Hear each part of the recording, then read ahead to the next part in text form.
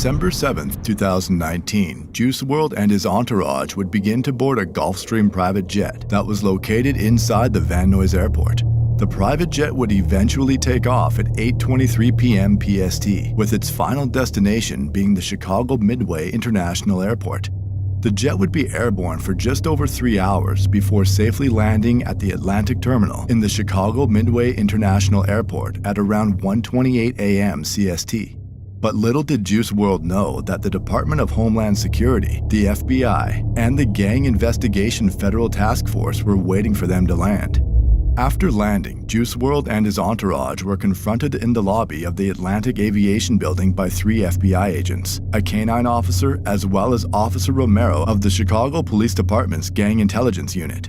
Authorities would then immediately request Officer Mazzillo to have his canine perform a narcotic search on all of the luggage that was on board the private jet, which was already conveniently loaded on 2 separate luggage carts in the lobby. The canine immediately detected narcotics in the luggage on the first cart. Officer Mazzillo would then take the canine outside, where it would later return to detect even more narcotics in the luggage on the second cart.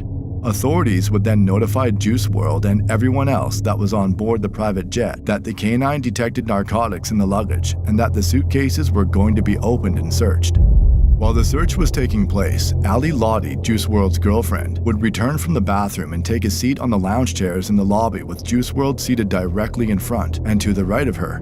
Juice WRLD would then slowly turn around to face Ali Lottie and let out a deep, loud screech before throwing his arms in the air and falling to the ground. Juice WRLD would then begin to convulse on the ground while blood leaked from his nose and mouth. Ali Lottie began to scream for help.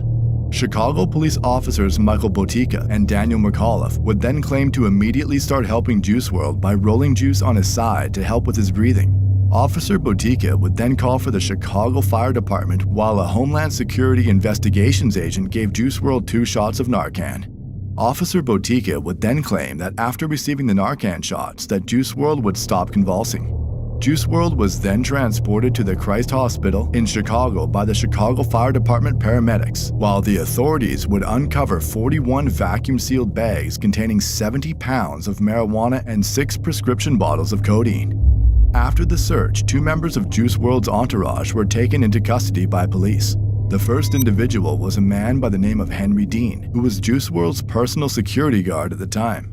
Henry Dean was never on the private jet, but was waiting for them to land at the Chicago International Airport along with a limousine service to pick Juice WRLD and his entourage up in. After getting word that Juice WRLD safely landed, Henry Dean would enter the airport to help everyone that was on board the flight with their luggage, but was quickly stopped by authorities. Officers would then ask Henry Dean if he had any weapons on him, which he would inform them that he did.